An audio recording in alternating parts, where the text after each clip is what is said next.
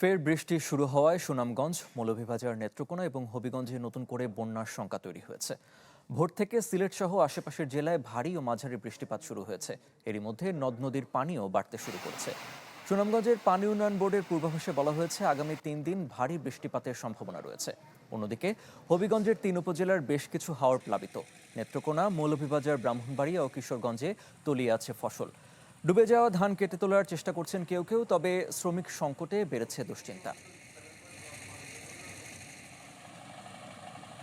যে খরচা করছে খরচইও না, খরচা বসে জানা খামলা রোজ 1000 টাকা রোজ খামলা রোজ ধান বেচা আছে ফসাই নাই কেতো নেই না 400-500 কয় ক্ষেত কাটিয়া পানির মাঝে তোলে খামলা খাটলা ভাই না বাই বাতি যা লুইয়া ধান ফান আনতাছি।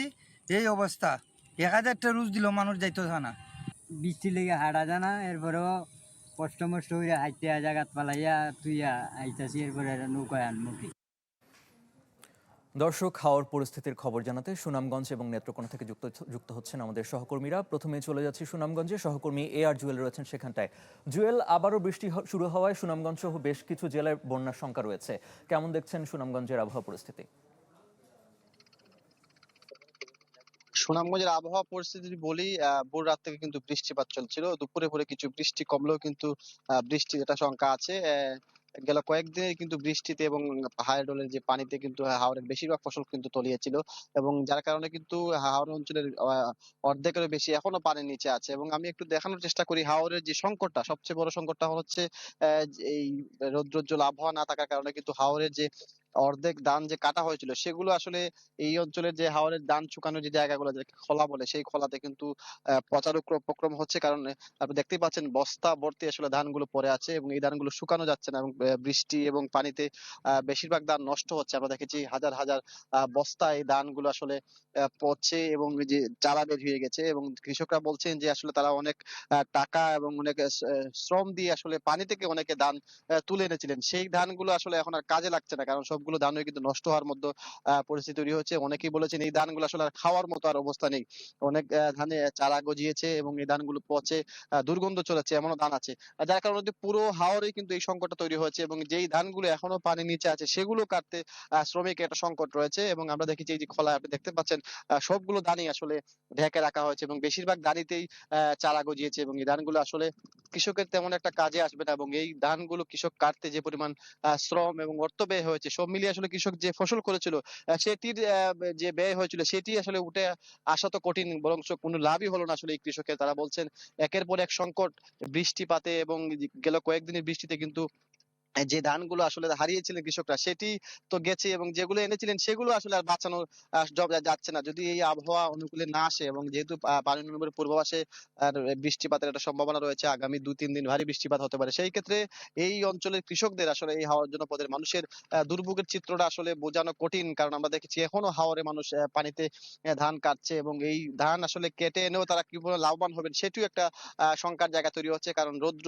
উজ্জ্বল আবহাওয়া না থাকায়, বৃষ্টিপাতের কারণে কিন্তু সেই ধানও শুকানো যাচ্ছে না। এই সংকটের কারণে কৃষক সংকট, আবহাওয়া অনুকূলে না থাকায় সব মিলিয়ে আসলে কৃষকরা একটা মহা সংকটে পড়েছেন। যদিও কৃষি অধিদপ্তর থেকে বলা হয়েছে যে ধানগুলো তারা কেটে নিয়েছে, সেই ধানগুলো যাতে কোনো ঘরে কিংবা কোনো স্কুলের বারান্দায় রাখে, যাতে বাতাস দিয়ে রাখা যায়, কিংবা যে রাইস মিল গুলো আছে সেই রাইস মিল গুলোতে ব্যবস্থা করা হচ্ছে এই ধানগুলো যাতে তারা ক্রয় করতে পারে, এই ব্যবস্থা করা হচ্ছে। এছাড়া শ্রমিক সংকট নিরসনও কিন্তু জেলা প্রশাসন থেকে ইতিমধ্যে বিভিন্ন জেলা থেকে শ্রমিক আনা হয়েছে। আসলে আবহাওয়া অনুকূলে না থাকার কারণে কিন্তু কোনোটাই আসলে কৃষকদের পক্ষে কাজ করছে না। এই যে গেল কয়েকদিনের বৈরী আবহাওয়া কিন্তু কৃষকরা একের পর এক সংকটে পড়ছে না, এবং এই আবহাওয়া যদি থাকে তাহলে কৃষকরা আসলে এই ফসল বাঁচানো একটা কষ্টসাধ্য হবে বলা যায়। আসলে 80 ভাগের বেশি ফসল যেহেতু এখন একটা সংকটে আছে, কিছু ফসল পানিতে, কিছু ফসল শুকানোর অভাবেই নষ্ট হচ্ছে, সব মিলিয়ে কিন্তু বেশিরভাগ ফসলই বলা যায় আসলে ক্ষতির সম্মুখীন এই হাওয়ার জনপদের।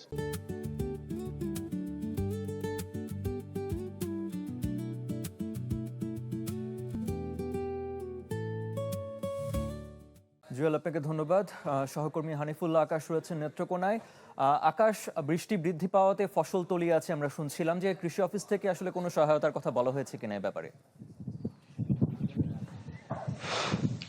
আরিফিন, আসলে সহায়তার কথা বলা হচ্ছে। আমরা হাওরে এসে কৃষকদের সাথেও কথা বলেছি, তারাও বলছেন যে তারাও বিভিন্ন মাধ্যমে শুনতে পেয়েছেন যে সরকার কর্তৃক ক্ষতিগ্রস্ত কৃষকদের তালিকা প্রণয়ন করা হবে, তাদেরকে সহায়তা করা হবে। কিন্তু এখন পর্যন্ত কিন্তু প্রশাসন বা কৃষি অফিস বা কোনো ধরনের জনপ্রতিনিধি কর্তৃক কিন্তু এই এলাকার মানুষের কাছে এসে বা ক্ষতিগ্রস্তদের তালিকা প্রণয়নের কোনো উদ্যোগ গ্রহণ করার কিন্তু কোনো খবর পাওয়া যায়নি। এবং আমি আরেকটি কথা বলতে চাই যে নেত্রকোনায় কিন্তু হাওর অঞ্চলে প্রায় 41,000 হেক্টর জমিতে কিন্তু এই বোরো আবাদ করা হয়েছিল। আমরা আপনাদেরকে দেখাই, এইভাবেই কিন্তু হাওরের পর হাওর কিন্তু এইভাবে পানিতে তলিয়ে গেছে। প্রায় 1400 হেক্টর বোরো ফসল কিন্তু পানিতে নিমজ্জিত হয়েছে বলে কৃষি বিভাগ জানিয়ে গেছেন। এবং এই 14,000 হেক্টর জমিতে কিন্তু প্রায় 171 কোটি টাকার যে ধান, সেটি কিন্তু এখন পানিতে নিমজ্জিত রয়েছে।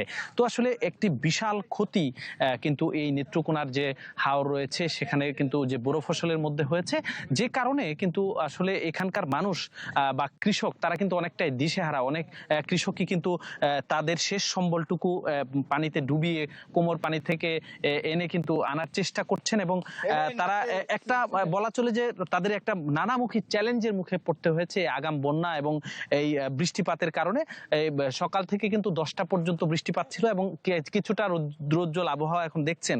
তো আসলে যে কারণে এই রৌদ্রোজ্জ্বল আবহাওয়াতে কিন্তু কৃষকরা তারা মাঠেই তাদের যে কাজ শুরু করছেন এবং মাঠেই তাদের খাবার দাবার তারা শেষ করছেন। এবং তারা প্রাণপণ চেষ্টা করছেন যে আসলে তাদের যে স্বপ্নের যে বড় ফসল,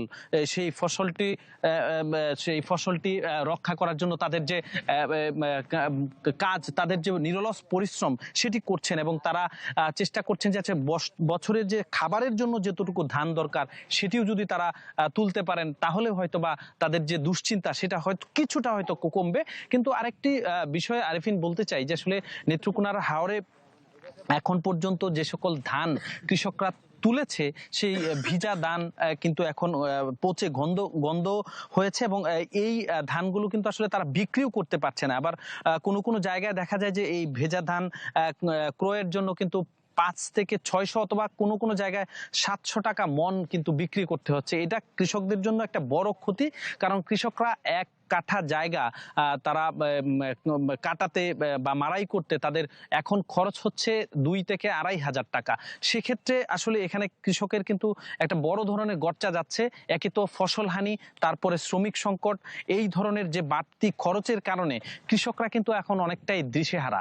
এবং এই হাওর অঞ্চলে কৃষকরা বলছেন যে আসলে এই শ্রমিকের যে তীব্র সংকট, সেই সংকটের কারণে কিন্তু তারা সঠিক সময়ে তাদের যে ধান সেটি কর্তন করতে পারেননি। এবং সরকার বা পানি উন্নয়ন বোর্ড এবং কৃষি বিভাগ কর্তৃক কিন্তু যৌথভাবে কিছুদিন আগে কিন্তু এই বন্যার আগে কিন্তু একটি ঘোষণা দেওয়া হয়েছিল যে ধান কাটার জন্য কিন্তু ডিজেল সংকটের কারণে কিন্তু এই হাওরে হারভেস্টার নামতে পারেনি, যে কারণে আসলে এই ফসল হানির কথাও কিন্তু এখানে কৃষকরা অভিযোগ করেছেন যে আসলে সঠিক সময়ে হারভেস্টার নামেনি, ডিজেল পাওয়া যায়নি, যে কারণে এই যে বড় সংকট বা এই যে সমস্যা, তাদের কিন্তু নানামুখী সমস্যার সম্মুখীন হতে হয়েছে এবছর।